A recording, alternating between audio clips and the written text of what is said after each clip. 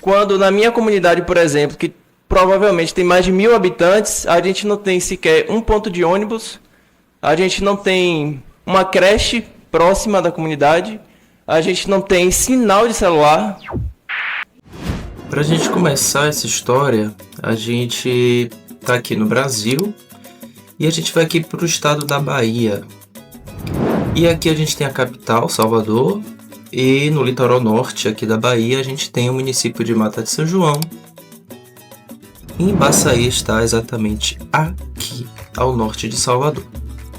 A gente tem a vila de Embaçaí aqui e a uns 3 quilômetros de Embaçaí a gente tem a nossa comunidade Barro Branco.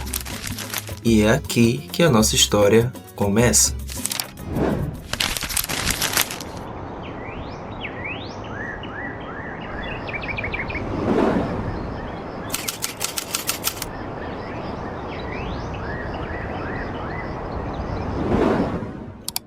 Eu me chamo Sérgio, eu sou da comunidade do Barro Branco, né? Que a gente fica do lado de lá, como os amigos falaram. Eu aqui tô sozinho, né? Representando a minha comunidade, mas somos muitos. Inclusive, uma das sugestões que eu faço é que por que não levar isso que está acontecendo aqui para as comunidades, né?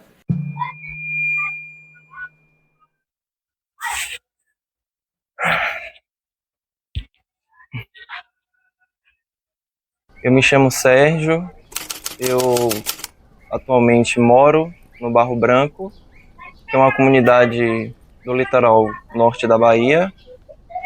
Fica próxima a Embaçaí, no município de Mata de São João.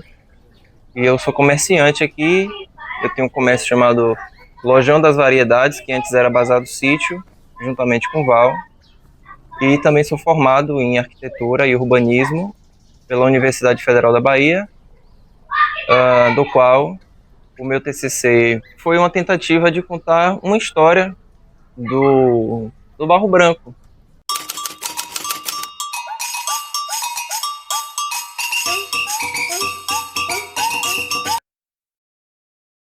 Bom, Sérgio, primeiro eu que agradeço, um prazer enorme poder estar conversando de novo com você sobre trabalho, sobre Barro Branco, agora sobre outra perspectiva.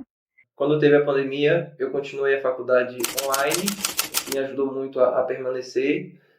Ao mesmo tempo, abri a loja lá no Barro Branco. Sim. E aí comecei a ver a história das pessoas naquele lugar, as explorações trabalhistas que elas estavam passando, as áreas verdes sendo devastadas, o capital imobiliário chegando igual um monstro naquele lugar. E aí eu falei, não, eu tenho que falar sobre isso. E aí veio a ideia do TCC.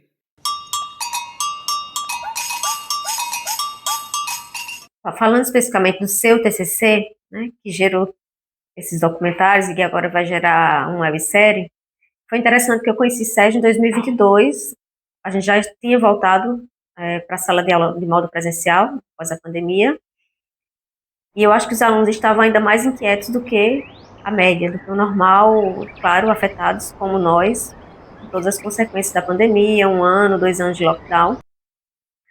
Mas esse é já um período, naturalmente, que os alunos ficam muito ansiosos, com nervos à flor da pele, talvez pela dificuldade até de lidar com a ampla liberdade que eles têm.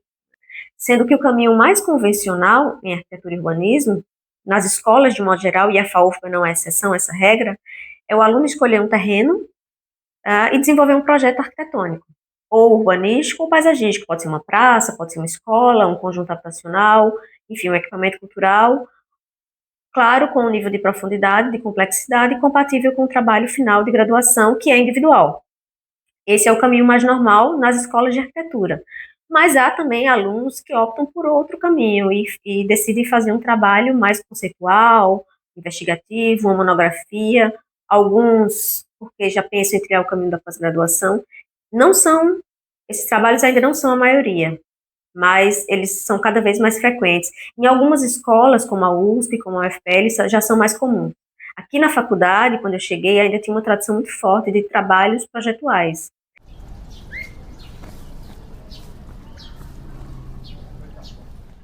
Não converse, não fale isso, não, que eu não gosto. É mesmo? Ele também viu, por isso que ele tá aqui. E foi? Foi. Rapaz, olha, uma pessoa veio comigo. Só vim pra conhecer a senhora hoje. Depois que a gente tá conhecendo, como é que tá? Prazer, tudo bem? Meu nome é Jael, viu? E eu é miúda. Miúda, prazer. Bom conhecer a senhora.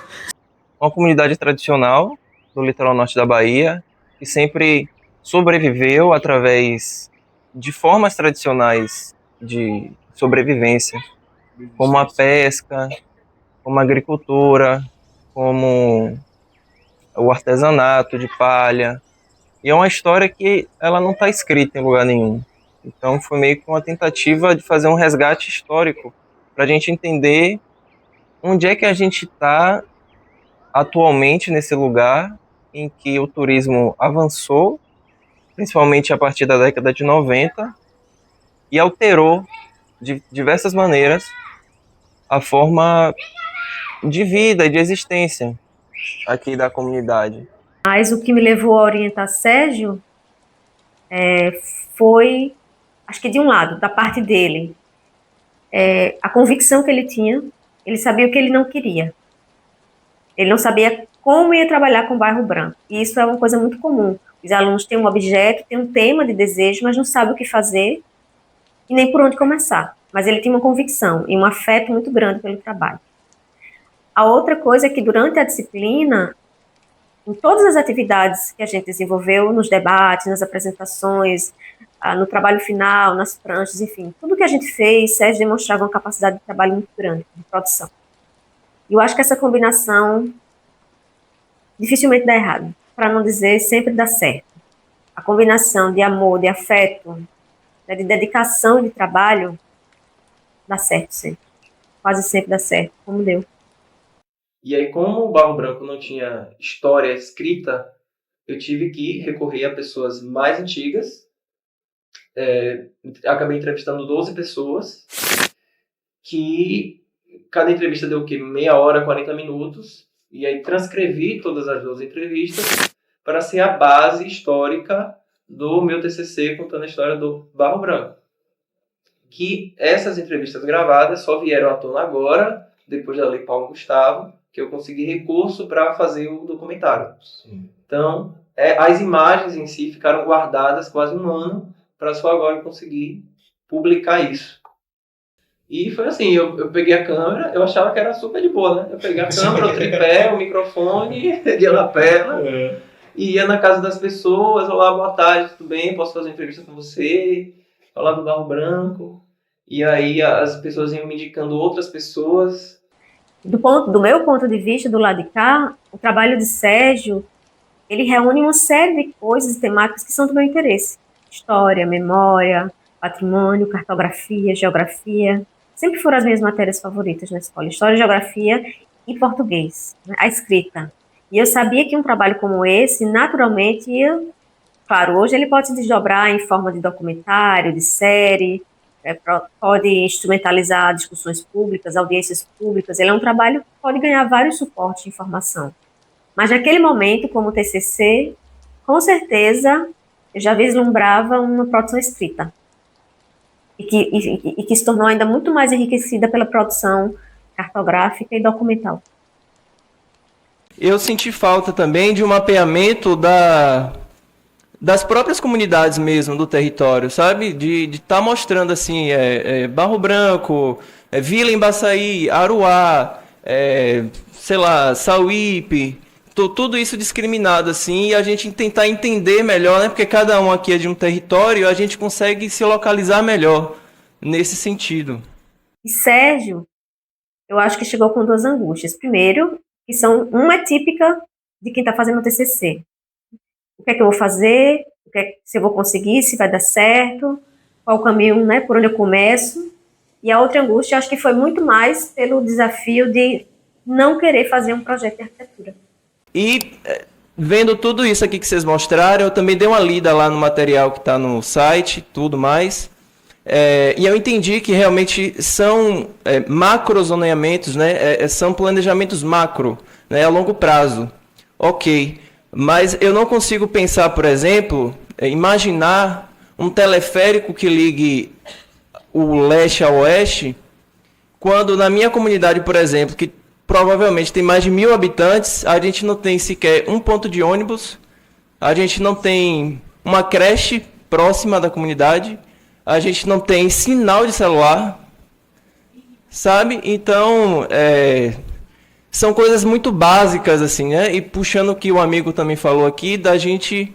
Se a gente não tem o básico hoje, né, do agora, como é que a gente vai pensar num futuro tão tecnológico, digamos assim, né?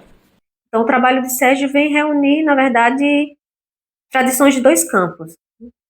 Aproximar, de um lado, explorar conhecimentos que não estão nos livros, fontes que não estão registradas oficialmente, e que dificilmente foram utilizadas para contar a história que está consagrada nos livros.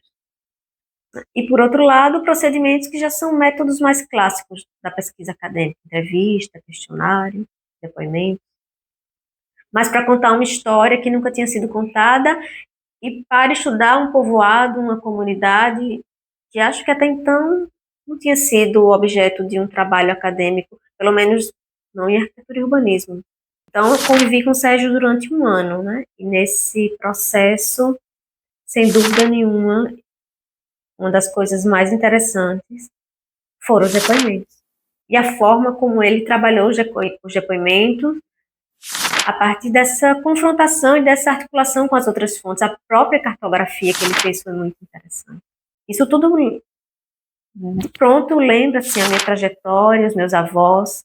Quando eu escutava os depoimentos, quando eu escuto os depoimentos, quando eu escuto hoje o primeiro documentário pronto, eu lembro demais da minha infância e do contato com meus avós. Eu vi que outros trabalhos de TFG também seguiram um pouco essa linha assim, de contar a história, como você mesmo falou, né? De pessoas que vêm do interior e contam esse tipo de história de várias maneiras possíveis. E assim, para a academia e para a sociedade de uma forma geral, qual a importância dessas histórias serem contadas, dessas narrativas serem escritas?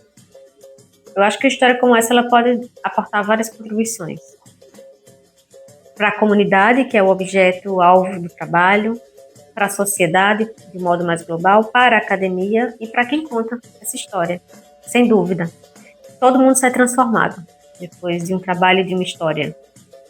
Contar nossa história nos torna mais conscientes do nosso lugar no mundo e, consequentemente, do nosso papel e das nossas possibilidades. Eu acho que a história ela nos instrumentaliza a alçar voos mais altos. Ela nos inspira e nos emancipa. O conhecimento emancipa. Contar a história, no sentido de produzir conhecimento, é uma forma também de emancipação e de instrumentalizar as gerações atuais e futuras, especificamente. Explica o que é emancipação, que acho que muita gente não vai saber o que